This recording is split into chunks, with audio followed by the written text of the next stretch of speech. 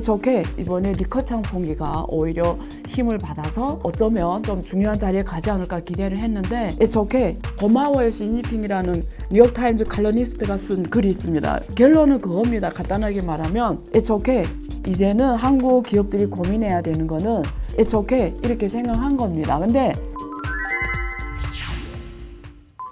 네, 안녕하세요. 안유아의 앵글로 본 세상 안유아쇼입니다. 오늘은 방송 이전에 이 댓글 중에 굉장히 재밌는 내용이 있어서 제가 미리 언급해야 되겠다 이 생각 들어서 지금 제가 언급하려고 합니다. 이 닉네임이 어떻게 되냐면 처절세님이라고 돼 있고요. 대륙의 절세미녀 안유화, 이름건 혼방에 너무 예의가 발라 딱딱한 듯 편하게 해요. 틱틱거리는 매력이 없어졌다고요. 반말로 편하게 스타일대로 팍팍 갑시다 누나. 누가 이런 이야기를 해줬는데 맞습니다. 제가 이게 제 이름을 걸고 하니까 굉장히 조심스럽고 잘 하기가 힘들어요. 사실 저는 사회를 되게 쉽게 생각했는데 제가 패널 나갈 때는 막 마음대로 하는데 제가 사회를 보니까 막 뭐라 하면 저 사람이 막 기분 나빠서 막 화나면 어떠지 막 이런 걸 제가 걱정하다 보니까 자꾸 딱딱해져요. 그래서 제가 저한테 과제입니다. 이거 어떻게 제가 처음 본 사람도 오랜 친구처럼 편하게 막 할까? 이게 되게 어려워요. 그래서 제가 사실 과제입니다. 누가 적어주니까 제가 너무 지금 재밌어서 언급을 하는 거고요. 그 다음에 여기에 그 댓글이 사실 좋은 댓글이 대부분입니다. 근데 이렇게 안 좋은 댓글이 있는데 그 중국에서 예를 들면 동북공정이라든가 그죠? 여기 분들 보시기에 중국 정부가 하고 있는 많은 불쾌하다고 생각하는 것들을 많이 적어주세요. 제 하는 프로그램마다. 근데 저는 이렇게 생각해요. 여러분 한국도 그렇잖아요. 대통령이란 사람이 있고 한국 국민이 있어요. 그럼 대통령인 사람은 야당 여당을 대표하는 사람이잖아요. 그러면 자기네 생각하는 정책을 펼칩니다. 그래서 대통령이 하는 정책이 한국 국민들이 생각은 아니잖아요. 예를 들면 과거에 박근혜 대통령이 사드 설치를 했잖아요. 그냥 중국 사람 보기에는 굉장히 기분 나쁜 일이에요. 그런데 만약에 중국 사람들이 한국 대통령이 사드를 설치하는 걸 결정해서 중국 사람들이 한국 국민을 갖다가 다 중국을 적대시한다고 생각하고 한국 국민을 뭐라 하면은 사실 안 맞는 거잖아요. 한국 국민들도 사드 설치를 반대하는 사람들도 있었고 동의하는 사람들도 있었어요. 그것처럼 중국은 한국처럼 야당 여당이 없지만 정부라는 게 있지 않습니까? 그리고 집권당이 공산당이 하나입니다. 그래서 공산당이 하는 정책들 가지고 중국 사람들 싸잡아서 하는 거는 우리가 입장을 역지사지로 생각하면 사실 우리가 그렇게 하면 안 된다는 걸 이해를 하실 거예요. 그래서 국민들하고 그러니까 중국인과 중국 정부 이걸 막 혼용해서 막 문제를 바라보고 막 뭐라 하거든요. 그래서 그런 거는 조금 아닌 것 싶다는 생각이 들어서 제가 말씀드릴게요. 자, 어쨌든 오늘 주제는요. 중국 공산당 제20차 당대회입니다. 여러분들이 뉴스를 통해서 보셨겠지만 앞으로 중국을 이끌어갈 상무위원 7명이 새로 나왔습니다. 시진핑은 3년임에 성공을 했어요. 아마 이번에 되기 전에 많은 분들이 중국 경제가 지금 굉장히 어려워졌고 또 제로 코로나 정책을 시진핑 정부가 굉장히 급격하게 하면서 이번에 리커창 총리가 오히려 힘을 받아서 어쩌면 좀 중요한 자리에 가지 않을까 기대를 했는데 사실 결과가 나온 거 보면은 반대입니다. 시진핑은 일단 3년임 성공했고 공산당 총서기로 재선임이 됐고 원래의 상무위원 쩌로지 그리고 왕훈이 여기서 왕훈이라는 사람이 전반 시진핑 정부의 이 큰 이데올로기적인 걸 다 만들어가는 사람. 우리가 말하는 1대1로라든지 그죠? 우리가 중국 이런 걸 사실은 그 왕훈잉이라는 사람이 만드는 겁니다. 그래서 쩌러지하고 지금 왕훈이 남았고요. 이 3명은 기존의 상무위원이고요. 4명이 새로 들어왔어요. 리창이라는 사람은 상해 당석인데요. 이번에 총리. 사실 상해가 2개월 동안 봉쇄를 했잖아요. 그래서 경제가 굉장히 큰 타격을 보면서 리창은 사실 오히려 권력밖에 책임지고 물러날 거라고 생각했는데 거꾸로 오히려 지금 총리, 그러니까 2인자로 됐어요. 결론은 뭐냐? 시진핑 권력기구가 확실시 됐을 뿐만 아니라 엄청난 힘을 받게 됐다. 그래서 앞으로 시진핑 정부는 시진핑이 생각하는 대로 갈 거다. 그리고 중요한 거는 이번에 당헌을 수정했어요. 당헌에 2개의 확립을 넣었어요. 하나는 당에서의 시진핑의 핵심, 그리고 시진핑이 중국 특색의 사회주의 사상, 당의 주요 사상으로 하는 이 두 개를 당헌에 수정을 했거든요. 그래서 앞으로 공산당원들은 이걸 따라야 됩니다. 시진핑의 당의 핵심이라는 이 지위와 그리고 시진핑이 이 중국 특색의 사회주의 현대화 사상을 거기 지금 당장에 넣었기 때문에 여기에 무조건 따라야 된다라는 게 결론이에요. 자, 그러면 앞으로 새롭게 시작되는 시진핑의 3년임 그리고 어쩌면 앞으로 계속 갈 장기 집권의 바탕을 닦았는데요. 앞으로 시진핑은 중국을 어떤 나라로 끌어갈까요? 그래서 그 기사들을 나온 걸 제가 한번 쭉 봤어요. 미국의 지금 기자들은 혹은 미국 오피니언 리더들은 중국의 이 선거에 대해서 결과에 대해서 어떻게 보냐. 고마워요 시진핑이라는 뉴욕타임즈 칼럼니스트가 쓴 글이 있습니다. 이 분이 이름이 뭐냐면 브렛 스티븐스입니다. 블리츠상, 그러니까 기자의 최고상을 받은 사람인데요. 굉장히 유명한 기자입니다. 이 사람이 지금 뭐 고마워요 시진핑이라는 편지 형태의 칼럼을 썼는데요. 결론은 그겁니다. 간단하게 말하면 과거 그 등소평에 중국 시대가 있다고 제가 그때 전기를 드렸잖아요. 그대로 가면은 어쩌면 말 그대로 중국은 강한 중국이 될 거다. 그러면 미국은 이제는 중국한테 어쩌면 자리를 내줄 수도 있다.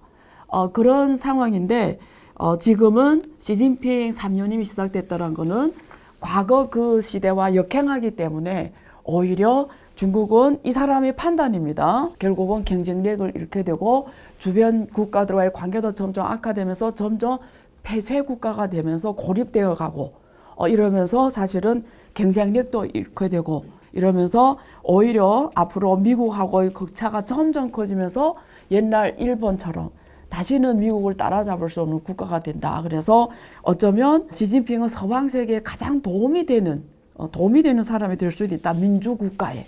자, 그래서 그 시진핑이 3년이 시작되면 진짜 이런 나라가 될까가 중요하겠죠. 그래서 이번에 시진핑 20대 보고 내용을 보면 총 15개 주제예요. 15개 주제인데요. 제가 타 방송에서 거기에 핵심 내용을 언급해 줬습니다. 하나는 시진핑 핵심 내용 중에 뭐가 있냐면 중국식 현대화가 있습니다. 그리고 국가안전. 국가안전에는 그 대만이라는 이슈가 있습니다. 지금 여기 뉴스 중에도 중국은 국지 전쟁을 피하지 않을 거다. 지금 여기 이런 뉴스도 있습니다. 많이 나오고 있죠. 국지 전쟁이 혹은 대만 수복을 말하는 게 아니냐. 그래서 일단 그걸 먼저 잠깐 말씀드리고 가면은 우리가 전쟁을 한다라는 거는 이렇게 창구를 잘 찾아야 되거든요. 근데 이번에 러시아 우크라이나 전쟁 보면 초창기에 처음 시작할 때 2월 24일에 시작할 때 사람들이 다 뭐라고 생각하냐면 세계 2대 군사 대국이 러시아잖아요. 러시아 푸틴이 8일 만에 전쟁을 끝내려고 했어요. 다 그렇게 맞다고 당연히 그럴 거라고 생각했어요. 근데 사실 지금까지 전쟁이 안 끝나고 있습니다. 그래서 생각보다 러시아 군사력이 별로네. 지금 이렇게 세상에 인식이 돼버렸어요. 자, 그러면 이걸 우리가 주어진 상황을 놓고 시진핑 정부가 생각하겠죠. 이제는 중국 공산당 정부는 대만은 어차피 우리 스스로의 문제다. 이번에 당대 보고서도 나왔어요. 우리 스스로의 문제다. 우리 지화 문제다. 근데 만약에 외부 세력이 여기에 대해서 왈가왈부하면 우리는 무력 사용도 배제하지 않겠다. 그래서 국가 안전의 가장 중요한 내용이 국토 완정이거든요. 영토 완정인데 대만을 만약에 수복에 나선다고 했을 때 만약에 미국하고 나토가 모든 무기를 동원해서 도와주면 중국 어차피 중국도 군사 우방국이 있어야 되게 러시아란 말이에요. 근데 러시아 이번에 하는 거 보니까 별로예요. 그냥 중국이 혼자 할 수 있냐. 그러면 혼자 한다고 가정했을 때 판단해야 되겠죠. 지금 대만에서 미국 군사를 계속 최신 무기를 다 들여오거든요. 트럼프 때부터 대만 정책법 지금 내년에는 수립이 만들어지는데 그게 뭐냐면 군사 무기를 최신 군사 무기를 공급해 주는 거거든요. 완벽하게 다 들어가는 거는 2024년 정도입니다. 이게 무슨 말이냐면 2024년 이후에 대만은 미국의 모든 최신 첨단을 다 갖고 있다고 보면 돼요. 그리고 그걸 사용법에 대해서 미국에 가서 다 트레이닝 받았다고 보면 돼요. 그게 무슨 말이냐면 2024년 이후에 대만은 엄청난 군사 강국이 되는 거예요. 지금은 붙어서 전쟁하는 사람 수로 하는 게 아니잖아요. 그렇죠? 그러니까 중국 정부 입장에서는 점점 어려워지는 거죠. 상황이. 그리고 2024년이 무슨 일이냐면 미국 선거가 있습니다. 그럼 또 중국 입장에서는 미국 선거는 뭐죠? 이 바이든한테 불리한 환경을 조성해야 바이든이 안 될 수 있잖아요. 그럼 또 트럼프 올 수도 있잖아요. 그러니까 중국 정부 입장에서는 트럼프하고 바이든이 누가 상대하기 좋죠? 오히려 트럼프가 상대하기 더 좋아요. 트럼프는 동맹을 내세우진 않아요. 동맹이 없어요, 트럼프는. 그러니까 제 보기에는 만약에 앞으로 3년에서 5년 사이에 만약에 위기가, 군사전쟁 위기가 온다면 시간적으로 봤을 때는 위기 가장 이렇게 좀 분위기가 험악해질 수 있는 시간적 윈도가 2024년이 될 수도 있다. 근데 개인적으로는 전쟁이 나지 않는다고 봐요. 그거는 제가 여러 안유아 쇼에서도 그랬고 여러 장소에서 언급했습니다. 근데 어쨌든 우리가 가장 나쁜 배드 시나리오로 갔을 때 이번에 20대에서 무력이라는 단어를 썼다는 건 무슨 말이냐면 쉬운 말로 하면 0이 아니라는 거예요. 확률이. 그게 중요합니다. 그러니까 확률이 0이 아니라는 게 중요해요. 그러니까 그게 중요하기 때문에 그걸 만약에 우리가 단기로 위험성이 가사 있는 해를 본다면 선거해 막 이렇게 어떤 분위기를 조정하는 게 중요하잖아요. 그래서 그때가 조금 분위기가 이슈가 더 활발하게 강해질 수도 있다 이 말씀을 드린 거고 개인적으로는 전쟁하는 즉시 세계전쟁이다. 그래서 쉽지는 않을 거다. 그 말씀을 제가 드리겠고요. 사실 오늘은 제가 여기서 안유아쇼에서 다른 방송에서 언급 안 했던 이번 그 20대 보고서 중에서 그리고 앞으로 시진핑이 끌고 가는 중국이 어떤 나라로 가는 데 있어서 꼭 언급해야 될 게 있습니다. 그게 공동부유라는 거예요. 근데 공동부유 많이 들어봤는데 이런 이야기 할 건데요.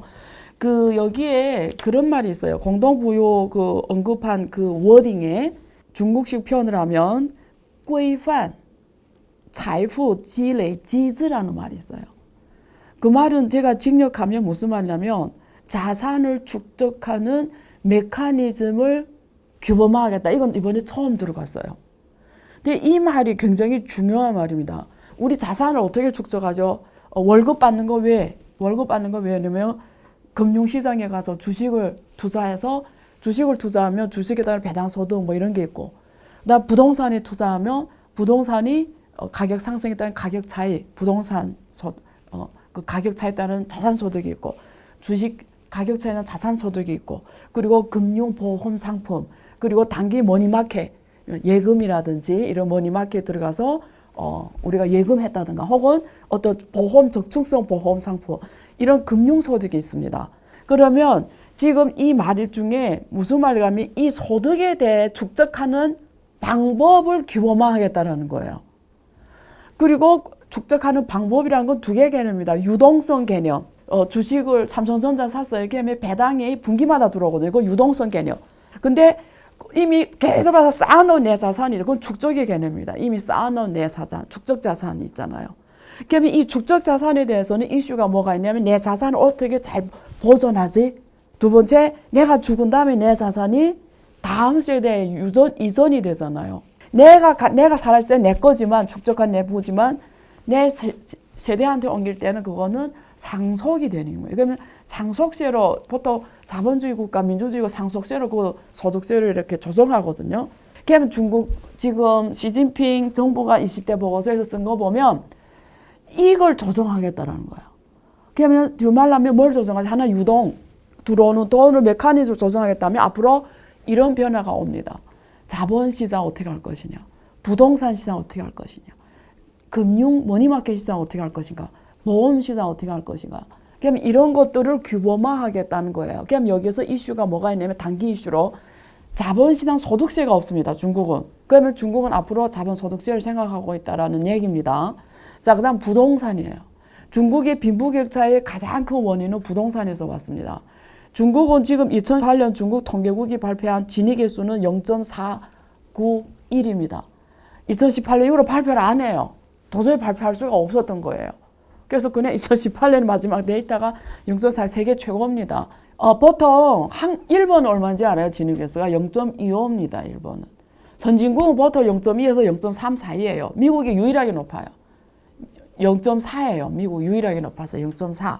그러니까 중국은 가장 빈부격차가 높은 국가인데 그중에 원인 중 하나가 부동산 시장이 있습니다. 그래서 앞으로 부동산 시장을 조정을 할 거예요. 지금까지 그 부동산은 100개 갖고 있어도 세금을 안 내요. 너무 놀랍죠? 그래서 부동산 세금이 없는데 앞으로 부동산세 도입도 일단 고민할 거고요. 두 번째, 임대주택, 저렴한 아파트, 이런 중산층 이하를 타겟으로 한 아파트, 이런 경제성 있는 아파트를 대대적으로 지을 것 같아요. 그래서 이런 걸 통해서 좀 어려운 사람들이 부동산 문제 해결해 주는데 더 힘을 쓸 것 같고요. 그리고 중산층 확대를 하기 위해 노력하겠다라고 이번에 나왔습니다. 그래서 우리가 그 다원형 구조라고 하잖아요. 부자와 극빈층은 소수, 그리고 중산층이 탄탄한 구조를 갖고 가겠다라는데 그걸 하는 방법이规范 财富积累机制, 그러니까 자산 축적의 메커니즘을 규범하겠다는 내용입니다. 그러면 왜 지금까지 중국 부자들에서 세금을 안 걷었냐? 간단해요. 제가 늘 말하지만 부자들이 다 해외로 자산을 두고 나갑니다. 만약에 그러면. 제가 말했잖아요. 중국에 대해서 중국이 진짜 두려워하는 거 왜 외환 관리, 왜 위안화를 자유태화 못하냐? 그거는 제가 지난번에 안녕하세요 말한 것처럼 부자들이 나가기 때문에 그러니까 중국에 대해서 매도를 치는 거는 외국의 헤지 펀드들이 하는 걸 두려워하는 게 아니라 그보다도 중국 부자들이 자산을 다 해외로 갖고 나가면 안 되는 거예요. 그래서 세금이나 이런 게 없는 나라예요. 의외로 중국은. 그냥 부자들 가장 좋은 나라잖아요. 그러면 국가에서 세금을 안 들어가도 돈은 어차피 중국에 남는 거잖아요. 그럼 그 돈이 또 어디 가서 굴려가면서 결국은 중국 인민들한테 가기 때문에 it's okay 이렇게 생각한 겁니다. 근데 자, 그럼 세금을 거둔다고 했을 때 만약에 중국 부자들이 어디로 갈까요? 미국 같은 나라 가죠. 그럼 왜 미국 갈까요? 그걸 보면 돼요. 미국은 부자들이 천국이라고 해도 돼요. 이유는 세금을 거두지만 그 세금을 회피하는 많은 방법을 줬어요. 그래서 미국 부자들은 뭐 하죠? 재단을 만들죠. 그래서 이렇게 부자들한테 액세스하는 방법을 주면서 돈을 걷어가는 거예요. 근데 중국은 이제 발전한 지 얼마 안 되니까 이 금융시장이 성숙이 못 됐어요. 그러니까 부자들한테 액세스할 수 있는 방법이 없어요. 다 부동산 부자인데 그 사람들이 그 돈으로 다른 방법으로 그 돈을 굴리게 해줘야 되는데 그런 기반이 없어요. 그래서 중국 정부가 말한 게 그게 나왔어요. 앞으로 분배 체계를 완비하겠다. 그래서 1차 분배, 2차 분배, 3차 분배를 말했거든요. 그래서 3차 분배가 기부입니다. 중국 정부가 하는 3차가 기부. 그래서 앞으로는 이런 걸 통해서 공동부유라는 이런 걸 실현하겠다고 하는데 시간이 짧은 시간에는 안 될 것 같아요. 근데 어쨌든 방향은 이런 쪽을 간다라는 겁니다. 앞으로. 한국의 입장에서는 어떻게 해야 되냐. 왜냐면 한국하고 중국은 떼려갈 수 없는 관계고요. 지금까지 중국은 한국의 주요 수출 시장이었고 한국의 주요 흑자가 중국에서 왔습니다. 근데 지금 시대가 이제 변했어요. 이미 올해 지금 상반기에 적자, 대중 적자가 출현이 됐고 지금 다시 흑자로 돌아섰지만 어쨌든 확실한 건 흑자 규모가 계속 줄어들고 있습니다. 그래서 시대는 이제 변했다 확실하게. 그러면 이제는 이런 시대인 것 같아요. 한국이 대중 수출 시대라기보다 이제는 한국 기업들이 고민해야 되는 거는 한국은 훨씬 더 이쪽 고부가가치 쪽으로 가야 되겠죠. 그래서 거기에 가장 알맞는 가성비 좋은 부품을 중국에서 수입을 해서 가장 고부가가치 물건을 잘 만들어서 전 세계에 공급해야 된다. 이걸 고민해야 됩니다. 전 세계에 공급하려면 전 세계 경쟁력이 있어야 돼요. 그러니까 상대적 경쟁력이 아니라 이제는 미국에도 수출할 수도 있어야 되고 유럽에도 할 수 있어야 되고 일본에도 할 수 있어야 되고 뭐 전 세계. 그래서 훨씬 더 부가가치 위쪽으로 한국은 가져야 됩니다. 그러면 한국은 이제는 중국과의 경쟁에서 지금까지는 가성비 싸움 경쟁했거든요. 여기를 벗어나야 돼요. 그래서 만약에 미국이나 유럽이 중국에 대해서 이렇게 기술 봉쇄를 하고 있잖아요. 그러면 중국의 입장에서는 어차피 나가야 돼요. 옛날 모택동 시대처럼 폐쇄 국가로 가서 우리 안에 돌아 이럴 수는 없어요. 그러면 중국의 입장에서는 어디서 나가는 창구가 필요해요. 열린 문이. 그러면 그게 한국이 돼야 된다라는 거예요. 한국을 통해서 이렇게 세계로 나가고 호흡이 되고 원래는 홍콩이었어요. 옛날에 홍콩이 중국의 무슨 역할이었냐면 대외에 개방하는 문이었어요. 대외 개방문. 홍콩이라는 나라가 중국이라는 이 큰 땅덩어리에 폐쇄된 국가 경제와 그리고 세계 경제를 이어주는 게 홍콩이었어요. 근데 이번에 그 20대 당 대회 보고서 보면 시진핑 정부가 과거 10년에 가장 큰 공적으로 홍콩의 중국 제재화를 공적으로 하거든요. 애국심이 있는 인사들로 홍콩을 지금 지배 구조를 갖고 갔다. 이게 가장 큰 지금 공적으로 이번에 꼽았습니다. 일국 양제 그리고 홍콩의 전체 제도의 법치화. 그러면서 애국자가 홍콩을 다스리는 향콩으로 만들었다는 걸 이번에 가장 큰 공적으로 기술했거든요. 그래서 무슨 말 홍콩이 본토화가 됐다라는 거예요. 그러면 서방 세계 입장에서는 굉장히 부담스럽게 된 거죠. 그래서 전 세계에서 가장 부담스럽지 않은 자유민주주의 국가가 한국입니다.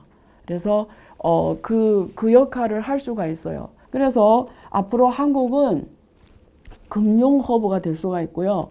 그리고 이제는 세계 최첨단 국가로 가야 됩니다. 지금 가장 좋은 시기예요. 왜? 칩4도 있고요. IPF도 있고요. 이럴 때 미국하고 주고받기를 확실히 하면서 이제는 추격하는 가성비 좋은 국가가 아니라 제일 앞에 있는 국가가 돼야 돼요. 지금 유럽이 잃어버린 10년의 유럽이 시작되고 있어요.